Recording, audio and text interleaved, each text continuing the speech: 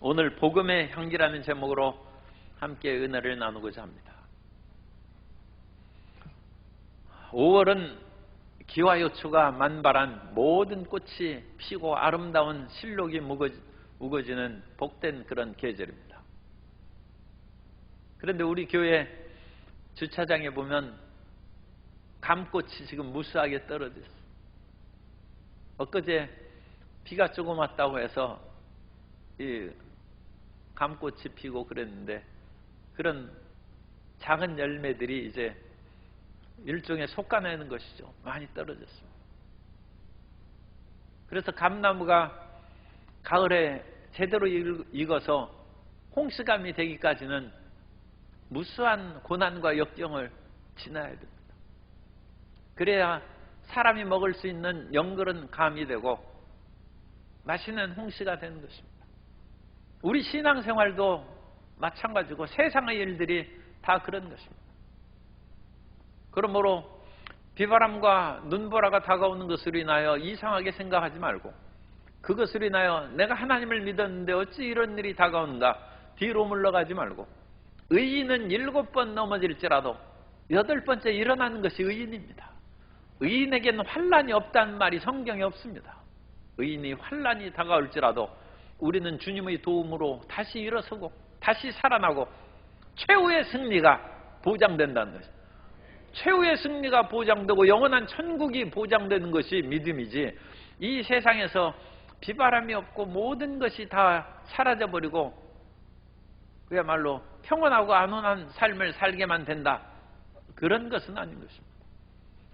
사도 바울조차도 고린도 교회를 세우고 고린도 교회에 대한 사랑의 열정으로 말미암아 고린도가 분파가 생기고 온갖 어려움이 생긴 것을 우리가 고린도 전서를 통해서 우리가 알았습니다. 그러므로 그 소식을 듣자 그야말로 밤중에 일어나서 뛰어가듯이 급한 마음으로 갔는데 그 모든 것이 별로 효과가 없었어요. 오히려 상처만 받고 돌아왔습니다. 사랑의 조급성이라고 그랬죠. 너무 사랑이 많으면 일을 그르칠 수가 있어요. 그리고 자기가 세운 사람들로 말미암아 마음의 상처를 받은 것이 심각한 것입니다. 어느 분이 그런 얘기를 했어요.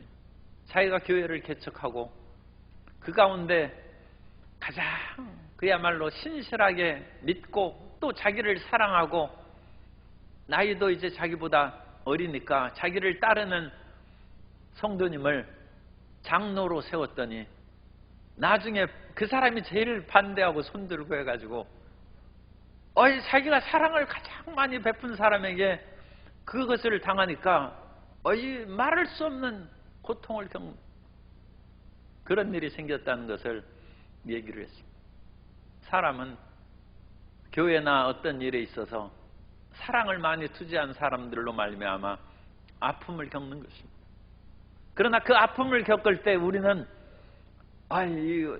이 사람을 제거해달라고 하지 말고 사도 바울처럼 그 사람으로 아픔을 겪었지만 이제 용서하라는 것입니다. 용서하고 2장 5절에 근심하게 한 자가 있었을지라도 나를 근심하게 한 것이 아니오 어느 정도 너희 모두를 고린도 교회 전체를 근심하게 하고 아픈 것인데 내가 용서했으니까 너희도 용서하라. 아픔을 품고 사도 바울이 여전히 고린도에게와 하나가 되고 굳건히 세워지기를 바랍니다. 그런데 그 고린도 교회에 대한 그런 마음의 열정과 사랑이 사도 바울에게 식지 않았어요. 그런 아픔이 있고 그런 반대자가 고린도 교회에 있었을지라도 사도 바울은 그 마음이 변하지 않았습니다. 그래서 될 수 있으면 다시금 고린도 교회를 방문해야 되는데 이번엔 조심스럽게 디도를 보내서 편지를 보내고 또 디도를 통하여 좋은 소식이 올 것을 기다리는데 그런 사이에 에베소에서 문제가 생겼어요. 에베소에 그리스도 예수의 복음을 증거할 때 거기에서 아르테미우스, 이 아뎀이라고 성경에 나오는 여신입니다. 그 여신을 섬기는 그 사람들이 은으로 그 여자의 그런 그 여신의 모습을 새겨서 그것을 파는데 이런 것들은 다 우상이라고 함으로 말미암아 이 은장색들, 그 아데미 신상을 만든 사람들이 일종의 데모를 했어요. 그래가지고 그 사람들이 사도행전 19장 23절 이하에 보면 그때쯤 되어 이 도로 말미암아 적지 않은 소동이 있었으니, 즉 데메드리오라 하는 어떤 은장색이 은으로 아데미의 신상 모형을 만들어 직공들에게 적지 않은 벌이를 하게 하더니. 그런데 사도 바울이 이런 것은 우상이라고 함으로 말미암아 그 사람들이 함께 모여서 데모를 하고 사도 바울의 일행을 붙잡아서 또 고통을 주매 할 수 없이 사도 바울이 에베소를 떠났어. 그래서 이 에베소를 떠나서 아직 소식을 듣지 못했기 때문에 고린도의 그 소식을 들으면 다시 찾아갈 생각을 했는데 사태가 어떤지 알지 못하니까 고린도에 갈 수 없죠.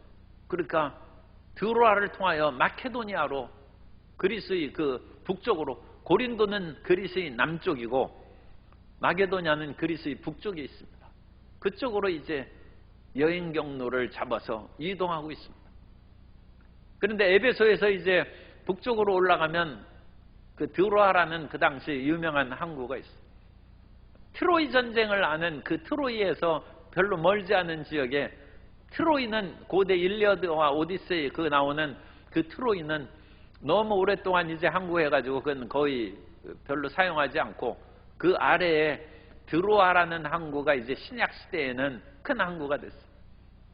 그런데 드로아에 갔을 때 사람들이 사도 바울의 메시지를 듣고 복음의 문이 열렸어요. 이전에 사도행전 16장에 보면 사도 바울이 무시아나 아시아 지역에서 복음을 증거할 때 그리스도의 영이 허락하지 아니했다고 했어요.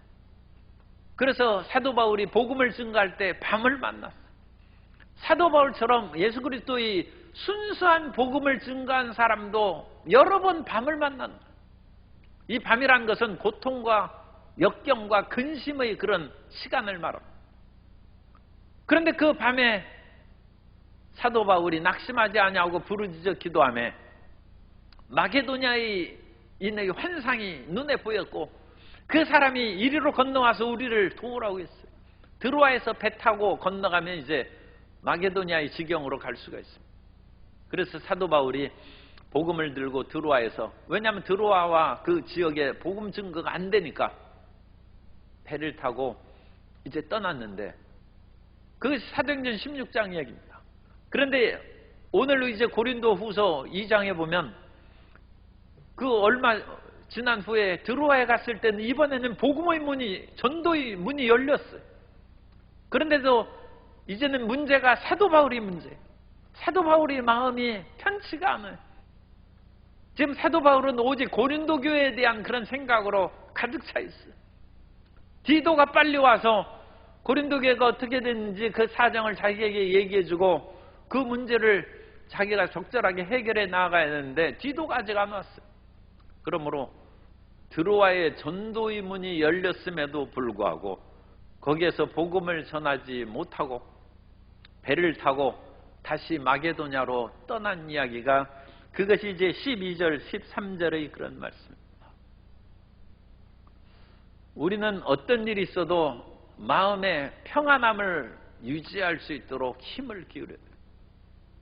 마음의 평강이 사라져버리면 판단력도 흐려지고 우리가 하는 일이 올바르게 잘 되지가 않습니다.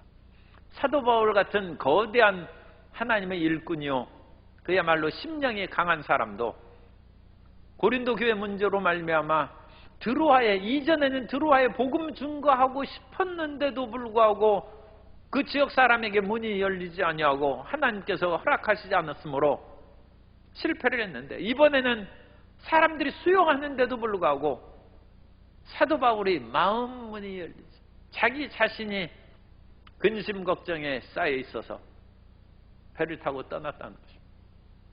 이 모든 일은 우리를 연단하시는 하나님의 것입니다.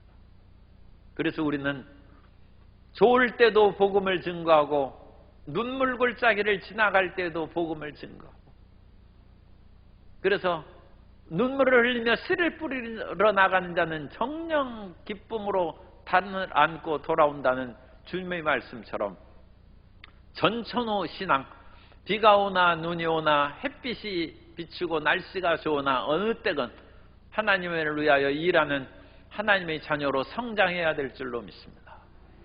그래서 우리가 성숙하고 단단한 그런 하나님의 자녀가 되어야 되는데, 사도 바울이 지금 근심 걱정이 가득 차 있다가 14절에 보면 갑작스러운 변화의 메시지가 14절에 또 나와요.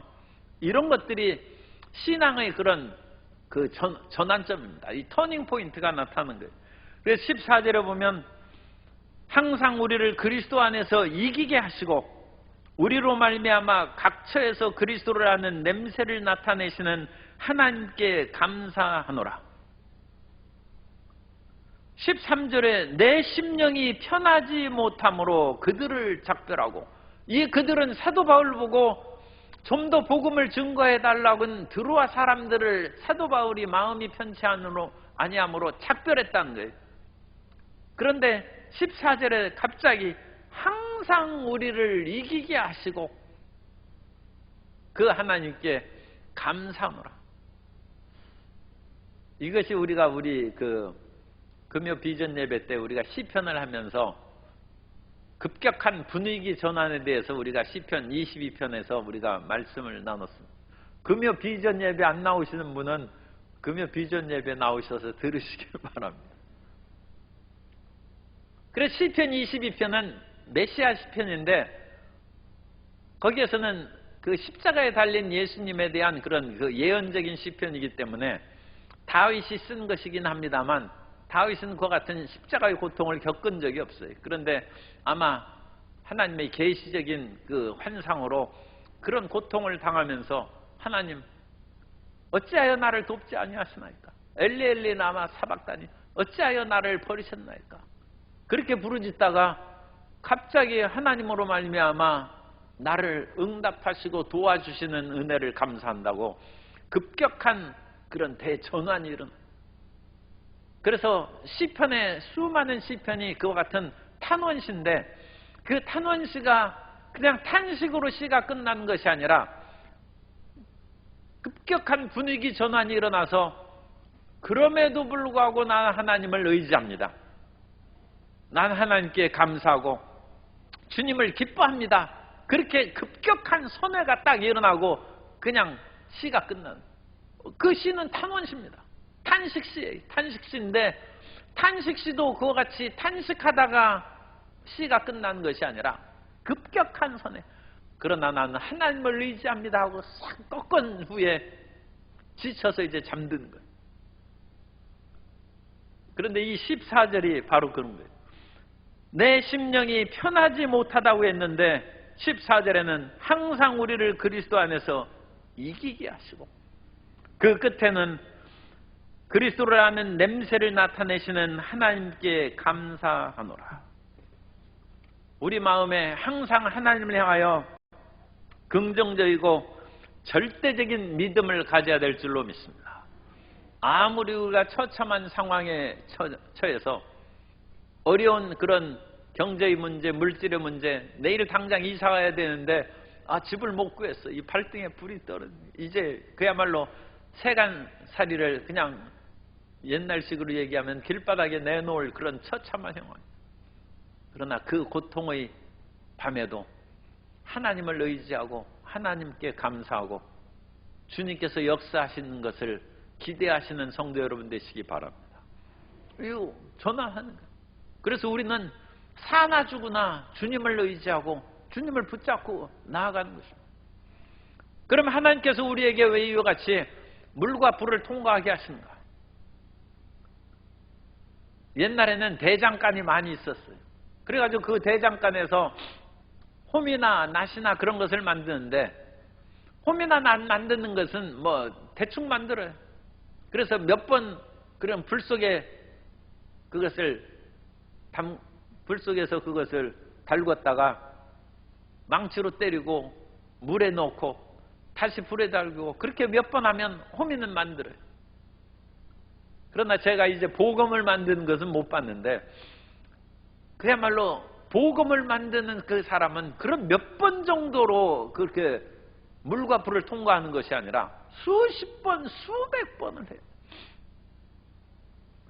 그래서 그 쇠 속에 있는 모든 불순물을 그냥 불 속에 달궈가지고 그걸 녹여버리고 그걸 망치로 내리쳐서 단단하게 만들고 물속에서 그것을 다시 씻어서 더 강하게 만들고 다시 불 속에 넣고, 부엌칼이나 호미는 몇 번밖에 안 하기 때문에 호미가 녹이 씁니다. 부엌칼도 옛날 무쇠를 해가지고 만들면 녹이 쓸어요. 그러나 복음은 녹이 쓸면 그거 안 되죠. 복음은 100년이 가고 1000년이 가도 녹이 쓸지 않아요. 그야말로 순수해지는 거예요. 오늘 우리 신앙이 하나님 앞에 순수한 신앙으로 발전하고 전진해 나아가야 될 줄로 믿습니다. 우리가 이 세상에서 조금 어려움과 힘든 일을 당한다 할지라도 그것은 이 땅에 살아갈 때는 좀 사망의 음침한 골짜기를 다니는 것 같지만 그 고생을 하면 우리는 하나님 앞에서 영원히 빛나는 칭찬받는 하나님의 자녀가 될 줄로 믿습니다. 우리가 연단받고 시련받은 정금같이 나오는 주의 자녀가 돼요. 그런데 이 땅에서 그런 시련을 겪지 않고 그냥 편안하고 등 따숩고 배부르게 신앙생활하는 사람은 이건 그 호미 정도밖에 안 돼. 하늘나라에는 녹쓰는 것이 없습니다만 우리가 이 땅의 그런 표현으로 하면 그건 녹슬어버리는 호미 정도밖에 안 돼. 별로 크게 하나님께 칭찬받고 내세울 것이 없어. 우리가 시련을 안 겪는 그런 것들은 참 우리가 일부러 겪을 그런 필요는 없다고 그러죠. 그러나 또 옛말에는 젊을 때 고생은 사서 한다는 말도 있어. 사람이 어리고 젊을 때는 강하게 훈련시켜야 돼. 우리가 요즘에 손흥민 선수가 그 축구에 빛을 발하지 못해서 이게 참 안타까운데 무슨 일인지 가서 전화해 볼 수도 없고 좀 잘하면 좋겠어요. 그렇게 해가지고 조금 하다가 그거 사라져 버리면 되겠어요. 분발해야 돼. 그런데 피겨스케이팅 김연아 선수는 얼마나 어릴 때부터 했는지 그야말로 세계 피겨 여왕으로 같이 이제 은퇴를 합니다. 그런 식으로 찬란하게 해야죠.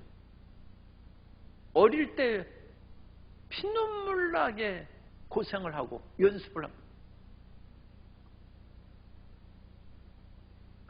백조가 물 위에 떠 있는 것을 보고 우리는 참 평화롭고 아름답다고 하지만 그 백조의 발은 끊임없이 물속에서 휘젓고 너무 힘들다는 거예요. 백조의 호수를 연출하는 발레리나의 그 엄지발가락은 그야말로 상처투성이에요.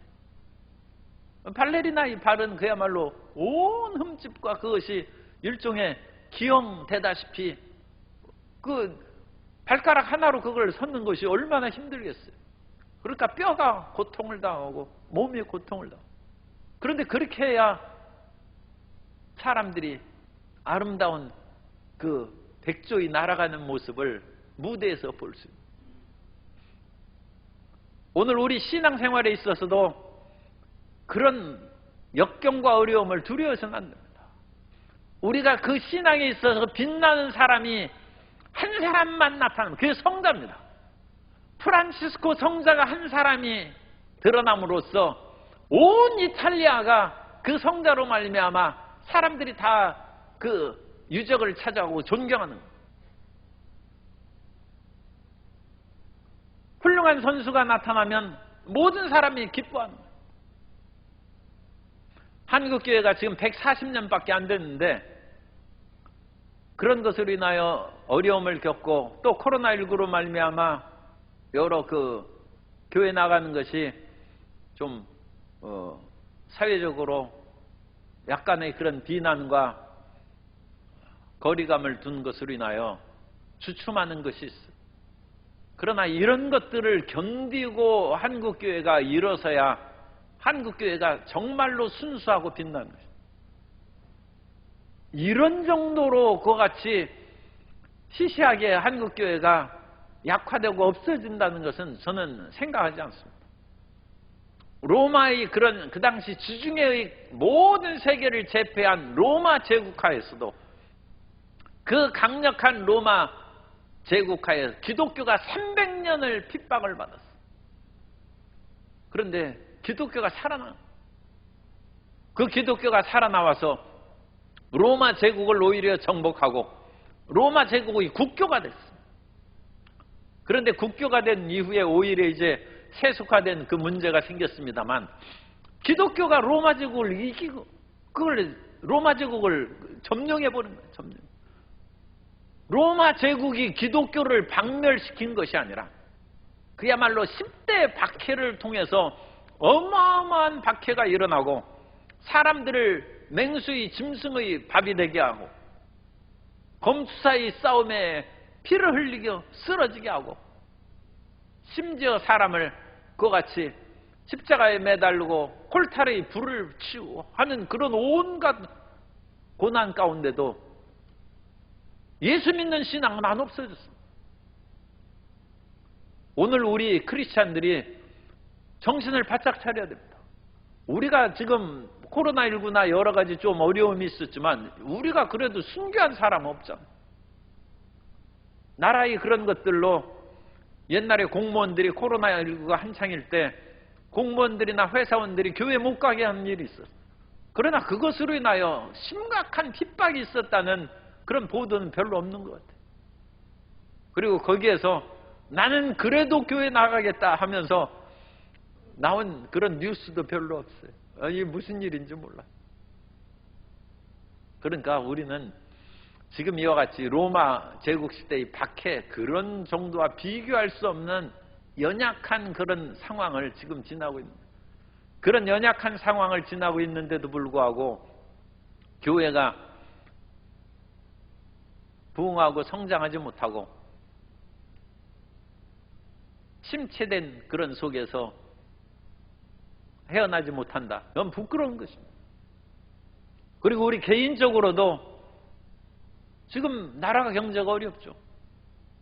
왜냐하면 중국에 수출하는 그 모든 것들로 우리가 엄청난 무역의 그런 이익을 얻었는데 중국이 그런 것을 받으면서 우리나라의 모든 기술을 다 받아들였어요. 그래가지고 중국이 역수출을 우리나라에 하니까 우리나라가 중국 수출로 인해서 이제 이익 보는 것이 별로 없게 됐어요.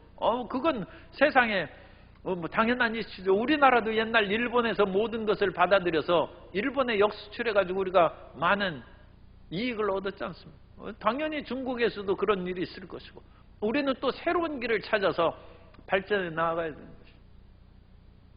그런 것처럼 경제의 어려움과 또 그런 속에서 교회의 여러 가지 어려움이 있다 할지라도 우리가 믿는 그 신앙이 죽어도 다시 사는 부활의 신앙이고 하나님은 이 세상 모든 인류의 역사를 주관하시고 하늘과 땅 우주를 하나님께서 다스리는 하나님이라면 이전에 10년 전이나 20년 전에 하나님을 믿던 신앙과 힘들고 어려움이 다가온 오늘날 이 땅에 이 시대에 하나님을 믿는 신앙이 변함이 없어야죠.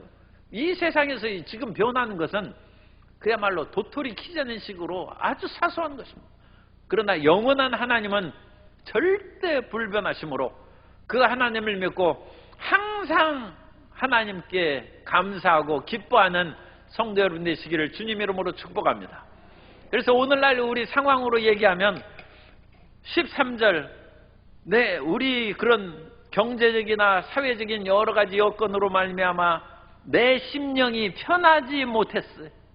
오늘날 이것으로 사도 바울이 고린도 교회에서 대한 소식을 디도로부터 듣지 못함으로 심령이 편하지 못하는 것처럼 오늘날 우리는 우리의 가정의 문제, 직장의 사업의 문제로 심령이 편하지 못해요. 그러나 신앙은 그런 것이 아닙니다. 신앙은 14절에 그러나 항상 우리를 그리스도 안에서 이기게 하시고 우리는 그리스도 예수 안에서 이긴 것을 바라봐야 됩니다.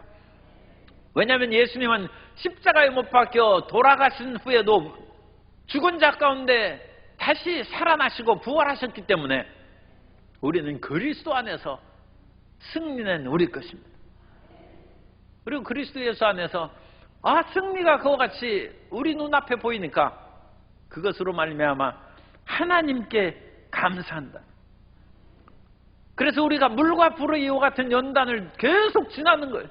그런데 물과 불을 지나면서 맨날 그런 식으로 있는 것이 아니라 물과 불을 통과하면서 우리는 더 호미에서 벗어나서 단단한 복음으로 다듬어지고 불순물이 더 사라지고 더 순수한 믿음으로 전진해 나아가게 될 줄로 믿습니다. 그러므로 연단과 고생을 많이 하면서도 끝까지 예수님을 믿는 사람은 찬란하게 빛나는 사람.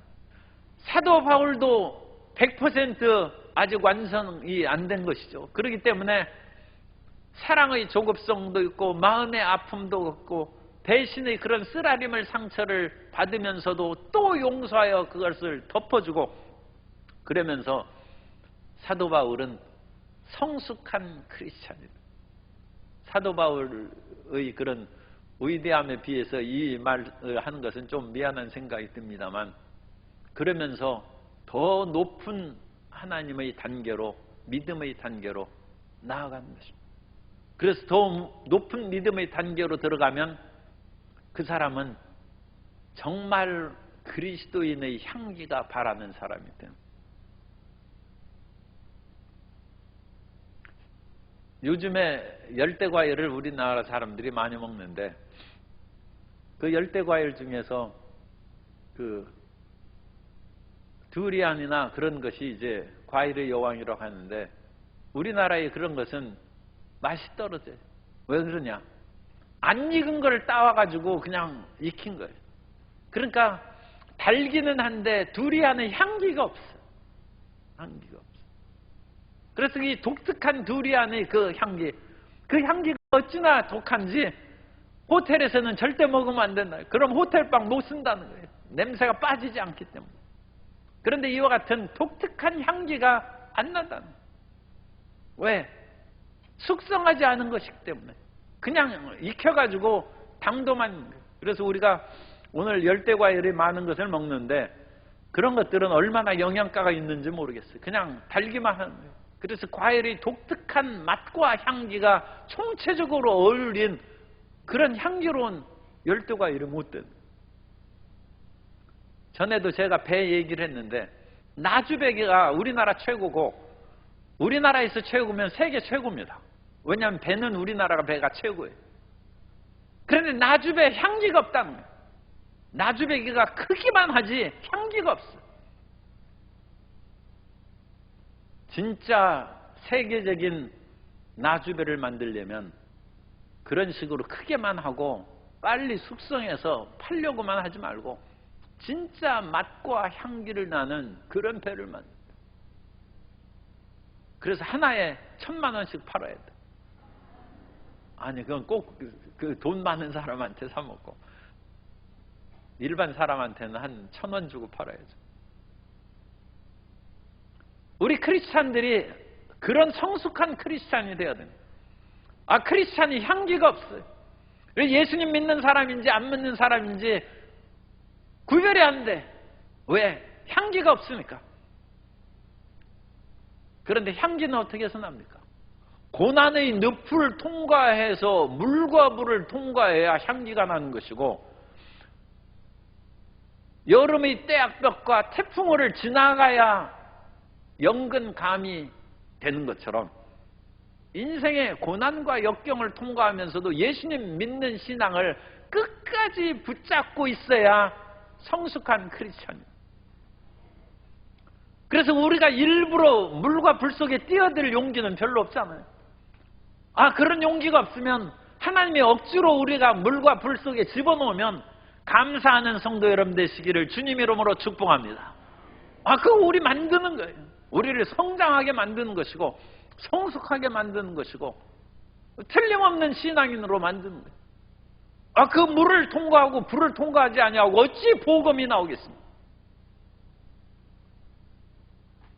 그리고 그 비바람과 밤의 추위와 낮의 뜨거움을 겪어야 과일이 제 맛과 제 향기를 내는 것처럼 우리 크리스찬들이 눈물 골짜기를 지나고 기쁨과 감사의 골짜기를 지나고 이런 것을 통해서 우리가 하나님 앞에 진정한 신앙, 순수한 신앙을 갖고 하나님 앞에 드러난다는 것입니다. 그런데 우리가 크리스찬의 향기가 안 나면 할 수 없어요. 이제는 크리스찬 디올 향수를 뿌리는 거예요. 이거 가짜 향기예요. 그러니까 향수를 뿌린 크리스찬들이 많이 있다는 거예요. 그 말씀이 17절에 16절에 이 진짜 향기를 일단 읽고, 그래서 진짜 향기는 사망으로부터 사망에 이르는 냄새요. 예수님 안 믿으면 그 사람 보니까 내가 멸망하겠구나, 그걸 아는 거예요. 예수님을 바르게 믿는 사람을 딱 보면 안 믿는 사람은 저 사람처럼 안 믿으면 나는 멸망받겠구나, 판가름이 되는 거예요.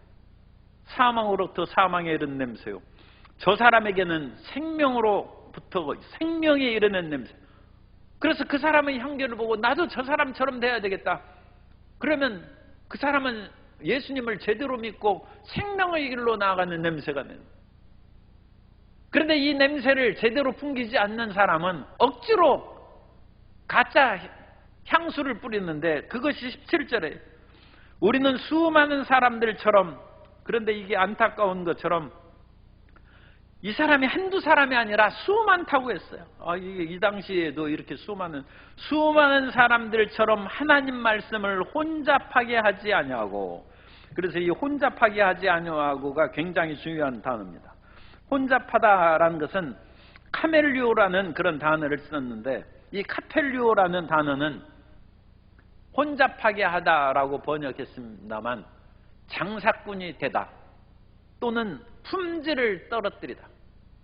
이 옛날에도, 오늘날은 참 훌륭한 사업, 장사하는 분들이 많이 있지만 원래 이 장사는 이문을 남게 하기 위해서 또는 속히 돈을 벌기 위해서 다른 것을 섞어 팔고 저울을 속이고 되를 속이는 그런 사기적인 것이 많이 있어요.